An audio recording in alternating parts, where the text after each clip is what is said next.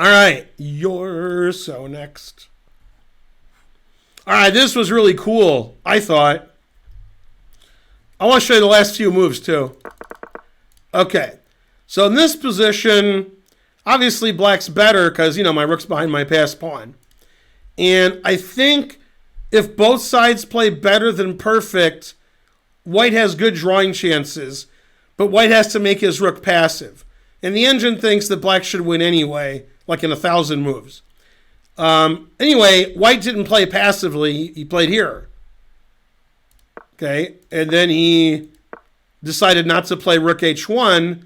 He played here, hoping that h1 queen doesn't win. Or if it does win, his opponent wouldn't play it. And what white wants to do is not play rook h1, wants to play king h1. And then his rook can go win this pawn, and looks like a draw. So rook h1, if I don't take that pawn, then I'm going to lose. My rook can't move. So rook h1, he figured lost, which he's right. Rook h1, I can move my king, and if you take, and this is the same as the game, but this is much better for black.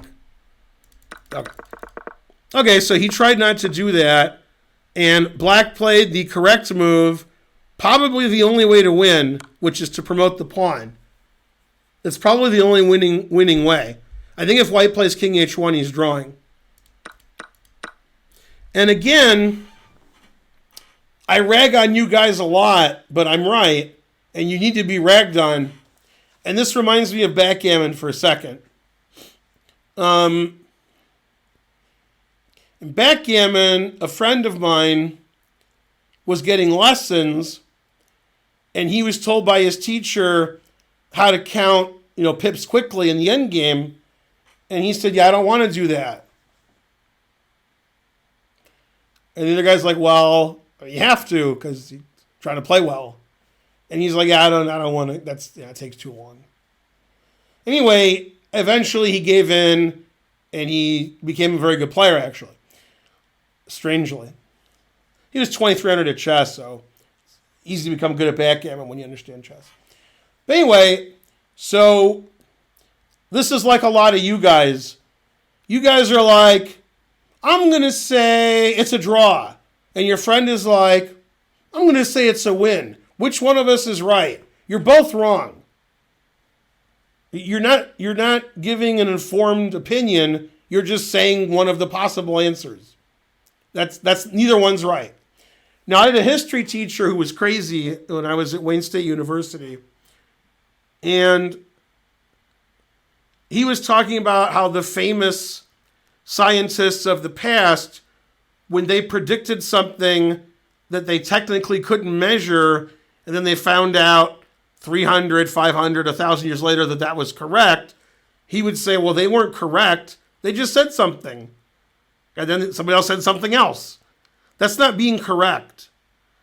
That's, you said something and it happened to be true, but you didn't know it was true. You could have said anything.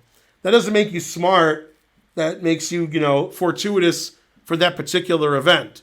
So, for example, when you say Milwaukee is going to win game 4, and then your friend says Phoenix is going to win game 4, and then their friend says the game won't be played because the world's going to end. I mean, that guy's going to get big odds, but if he's right, he did better than you guys because he picked something that's really unlikely. You guys picked something that was 50-50. You can't say you were right and your friend was wrong because you just said something random, and one of the two has to be true. So the way to get good at chess, if you want to get good at chess, which most of you don't, is you have to actually figure out if this is a win or a draw by calculating accurately. And most of you are like, I don't want to do that because I'm lazy, or I can't do that, it's too hard. If that's your attitude, you're not going to get better at chess. I mean, you can calculate it wrong, but at least you tried. Now, the question is, I know the answer to the question. When black played h1 queen, did he say, I hope this wins, or did he say, yeah, I calculate everything, I'm winning? And it could be He calculated everything, thought he was winning, but he was wrong. He's like, oh, I missed, whatever. Like, that's what happens to me. So if I played h1 queen, I know that I'm winning. It could be I'm wrong. I calculated 20 moves ahead and I made a mistake. But I'm not like, man, I hope that wins. And that's what all of you do. Like, you guys would play king e6, and I'm like, why didn't you play h1 queen? And you're like, I don't know, he takes it, and then I ended my analysis. And then you're like, when am I going to be a Grandmaster? I'm 1,200. Is it a year or 2 years? All right. Black is a Grandmaster, and he's like, h1 queen wins. I've calculated it. Now, you guys at home, if you're watching on the internet, it doesn't matter if black queens or not. You guys are all typing h1 wins, my engine says so. And you don't get better at chess that way either. So basically, none of you get better at chess, and then half the questions in the chat are, can I be a Grandmaster in 1 year or 3 years? I'm 25 years old. I learned the rules 3 weeks ago, but I did see Queen's Gambit. So when am I going to be a Grandmaster? And I'm like, you refuse to calculate, and the only time you're ever right is when you look at the engine and don't misread it, which some of you do. Anyway, I've never been mad at you. I'm more mad at you. Right. And when you say it's an easy win, it took you 30 seconds to calculate, then you're wrong. It is a win, but it's very hard to calculate. Okay, so here's what happened. This is all correct. Right. And the way you win this isn't the way you think you win it. If I was black and I was playing like a 1 minute game, I probably would do this. And that doesn't win. I'd probably do it anyway, because I'd be afraid this not only doesn't win, maybe I'd lose. So king d3 is actually fine. And after white makes a move, you don't play king c2. So he played here, which it doesn't matter what he does. And then black correctly moved his king the other way. 200 centidues. Thank you. The thing is, if we trade pawns, then black wins easily. If white takes this and black takes this, then we got no problem. Then we win. That's easy. So we have to not lose our f-pawn, but you're going to lose your f-pawn. Sorry.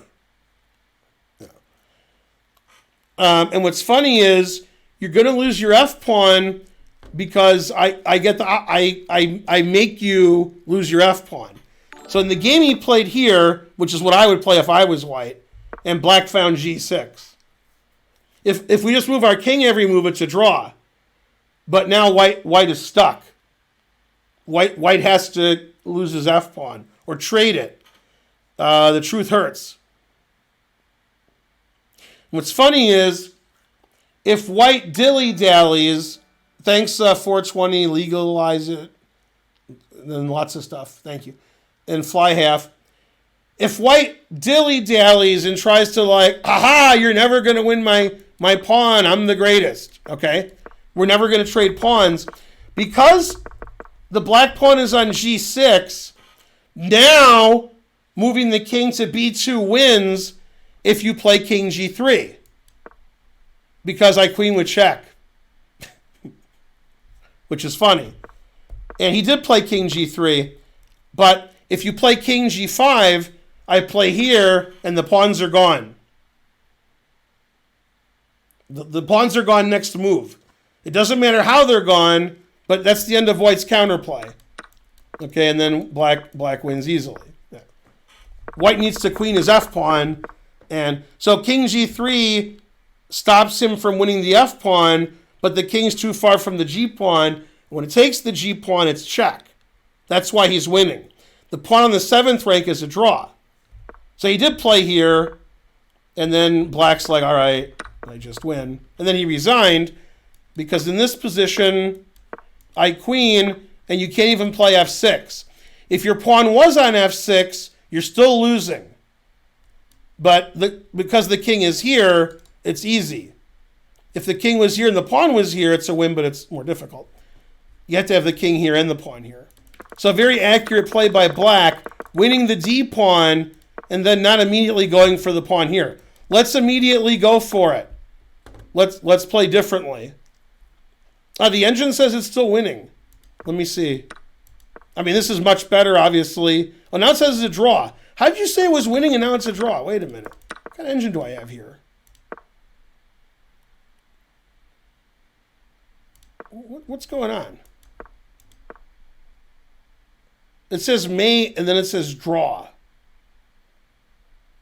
Oh my God. This is winning for black. If Peter's still watching, Peter's not going to believe this. Peter, you watching? Everybody else just go do something else. This isn't for you. After this move or this move, you don't take on B2.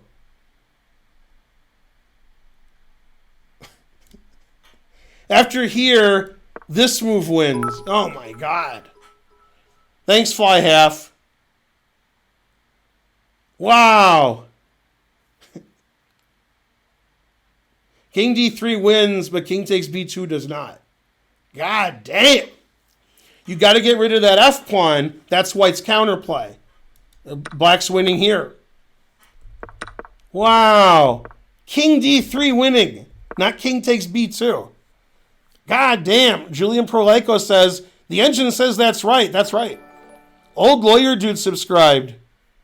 That's crazy. That you can still play King C2 and win as long as you go back to D3. Okay, so this is how the game went. And then black won easily, and White resigned. That's amazing. You never go win this pawn because you gotta win this pawn. But at some point, when White played King G2, then Black was like, all right, now. Now you might say, why did White play King G2? That was stupid. If White doesn't play King G2, then let's see. Can I make a Karen joke here? Probably not.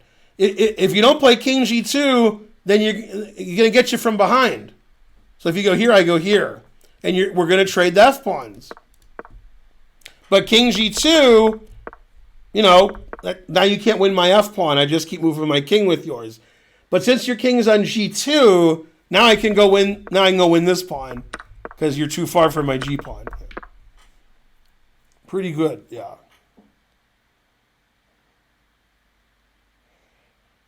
Yeah, it wasn't easy at all. Yeah. The reason it's not easy is you can't just I'm gonna go win that B pawn and win. Now let's do that. Let's go win that B pawn and try to win.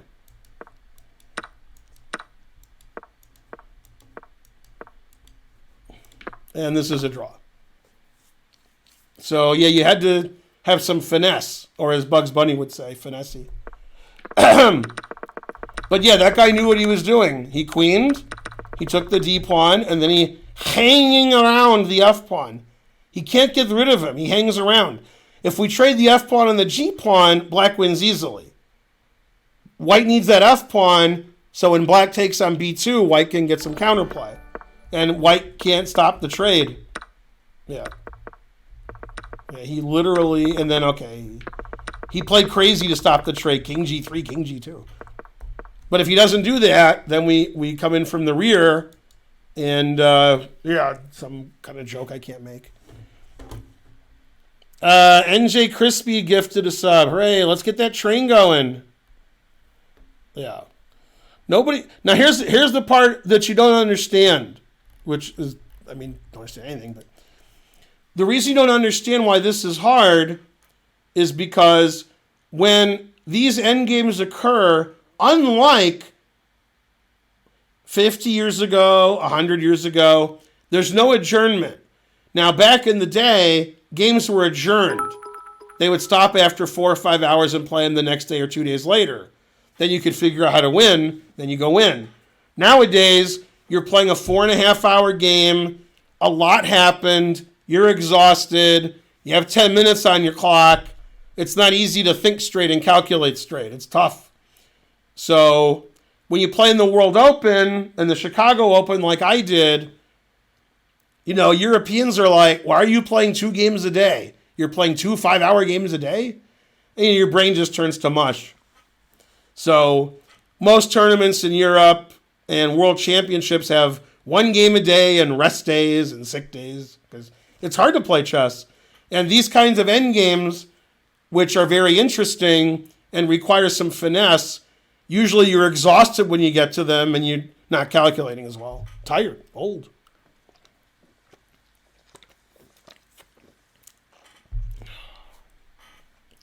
Etc. Go hype train.